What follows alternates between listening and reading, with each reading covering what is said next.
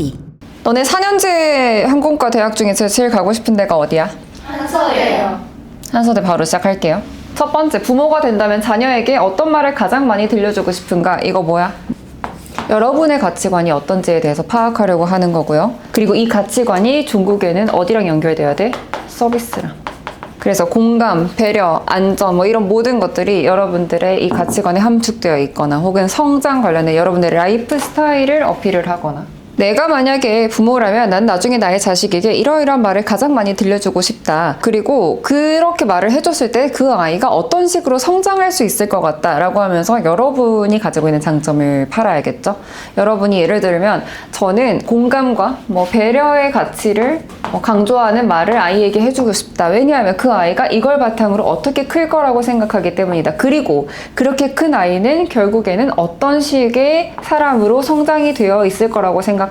이렇게 풀면 좋을 것 같아요. 그래야 여러분들이 가지고 있는 가치관, 그리고 좌우명, 혹은 인생에서 가장 중요한 가치 등 한서대학교뿐만 아니라 많은 대학 항공과 입시에서 물어보는 좌우명 가치관 질문들에 대한 답이 이거 될 거라고 생각하고요. 이 질문은 사실상 가치관, 좌우명 이거를 돌려서 물어보는 거라고 파악하시면 돼서 굉장히 쉽습니다. 너무 쉬워서 넘어가도록 할게요. 다음으로는 최근 가장 히트한 상품을 거론하고 그 성공 이유에 대해서 자, 설명해봐라 라고 하는데, 이거 어떻게 생각했어 얘들아? 너네 접근할 때 처음 이 문제 보고. 히트한 상품의 장점이 뭐지? 히트한 상품의 장점이 뭔지. 선생님이라면 트렌드 얘기를 하되 내가 이 물건을 바탕으로 어떤 부분을 해소받았는지에 대해서 언급을 해주고, 그래서 내가 어떤 불편함을 해소할 수 있었고 그 핵심 불편을 하나하나씩 제거해주는 게 사실상 내가 나중에 해줘야 되는 서비스에도 이걸 적용하면 좋겠다. 예를 들면 핵심 불편을 한 가지씩 제거하는 접근이 서비스 현장에서도 정말 강력할 거라고 생각을 하고, 나 역시도 이를 나중에 내가 하는 서비스에 적용시켜보고 싶다라는 식으로 풀면 좋을 것 같아. 그래서 니네가 보통 히트한 상품으로 막 풀잖아. 근데 선생님 생각에는 이거를 상품, 이런 어떤 물건 뭐 이런 것뿐만 아니라 앱으로 적용해도 될 것 같다고 생각하거든요. 어플. 어떤 여러분들이 평소에 느꼈던 불편함을 소거시켜주고 어떤 부분에 있어서 조금 더 편리하게 이용할 수 있도록 개선해줬다거나, 어떤 시스템, 사회가 혹은 나라에서 만들어내는 어떤 상품이나 시스템, 앱 이런 모든 것들을 얘기를 하고, 내가 이런 불편함을 빠르게 해소할 수 있었던 거에서 큰 만족을 느꼈던 만큼 나 역시도 나중에 사람들에게 만족을 주기 위해서는 이런 불편함을 해소하는 데에 집중해보고 싶다라는 식으로 얘기를 하면 좋을 것 같고요. 여기다가 추가적으로 성공 이유에 대해서 방금 선생님이 얘기한 거 넣어준 다음에, 나는 나중에 이러이러한 서비스가 기내에서 승객들의 불편함을 해소해서 조금 더 보다 큰 만족을 줄 수 있을 거라고 생각까지 해봤다라는 식으로 여러분들의 사고를 확장해서 언급을 해주시면 좋을 것 같습니다. 알겠죠? 쉬울 것 같아 이거는, 그렇게 접근을 하게 되면. 근데 단순히 이 질문만 보고 생각을 하면 너네들은 이제 어떤 식으로 풀 것 같냐면은 히트한 상품에 엄청 이제 집중을 해서 요즘에 히트한 상품 뭐 있냐 이렇게 생각을 하게 될 것 같거든. 그것보다는 그 성공 이유의 이 부분에다가 비중을 크게 두시고, 내가 여기서 어떤 걸 어필을 해야 나의 이 객실 승무원과 관련된 역량을 엮어가지고 풀 수 있겠다라고 생각을 하시면 아까 선생님이 얘기해줬던 불만을 해소하는 쪽으로 접근을 하면 좋지 않나라는 생각이 들고요.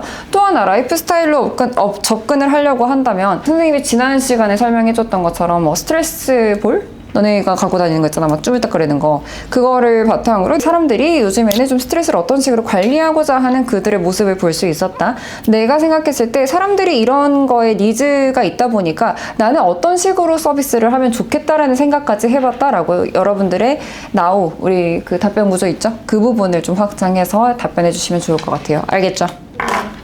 네. 다른 사람, 타인을 설득할 수 있는, 여기서 포인트는 설득할 수 있는 자신만의 특별한 기술이 있다면, 이거는 여러분들의 어떤 능력을 평가하고 검증하고자 하는 거냐면 의사소통 능력을 검증하고자 하는 거예요. 객실 승무원은 항상 팀으로 일을 하는 직업이죠. 다른 사람들과 의사소통 능력이 없으면 업무를 잘 수행해낼 수 있다고 판단을 내리지가 않아, 면접관들이. 근데 그거를 항공과 면접에서도 미리 한번 검증을 해보는 거다라고 생각하면 좋겠고, 학교 생활 역시 여러 동기들과 함께 이루어지고 항상 수업이든 프로그램이든 여러분들이 가고자 하는 그 동아리든 전부 다 다른 사람과 계속 지속적으로 소통하면서 이루어지는 활동이다 보니까 여러분들은 당연히 의사소통 능력을 갖추고 있는 학생이고 사람이기를 바라는 면접관의 마음이 반영되어 있는 질문이라고 생각하시면 되고요. 그 중에서도 특히 여러분이 가지고 있는 의사 표현 능력입니다. 자, 의사소통 능력 검증하려고 하는 거고 그 중에서도 의사 표현 능력을 보려고 하는 건데요. 여기서 우리가 약간씩 밑줄 친구 설득할 수 있냐, 얼마나 이 친구가 다른 사람을 설득해내는 능력이 있냐라는 걸 물어보는 건데 너네들은 보통 이럴 거야. 설득하려면 먼저 경청하고 공감하고 뭐 이런 식으로 문제를 풀 것 같은데 이것보다는 사실 내가 얼마나 다른 사람들의 의견을 수용하고 수렴할 수 있는지에 대해서 먼저 언급을 해주면 사실상 문제를 풀기는 조금 더 쉬워지고요. 다른 사람들을 설득할 때 나는 항상 내가 강조하는 단어가 하나 있는데 공동의 목표라는 단어는 너네들이 머릿속에다가 그냥 갖다 박아놔. 나는 다른 사람들을 설득할 때 공동의 목표에 대해서 미리 언급을 하면서 상대방이 얻을 수 있는 이익에 대해서 알려주면서 설득을 이루어내곤 한다. 그러면 상대방이 그제서야 그 사람들의 입장을 내가 충분히 이해하고 그 사람이 원하는 걸 이야기를 해주면서 결국에는 나와 그 사람 모두가 가져갈 수 있는 이득을 알게 되고 그래서 더 열심히 하게끔 만들어낸다 라는 식으로 여러분들이 가지고 있는 의사소통 능력을 보여주시면 돼요. 이 질문은 굉장히 답이 정해져 있는 질문이에요. 그래서 여러분이 쓰신 초안 보면서 다시 한번 체크해보세요. 그 내용, 그 단어가 들어가 있는지. 알겠죠? 또 궁금한 거 있나? 어려웠던 질문?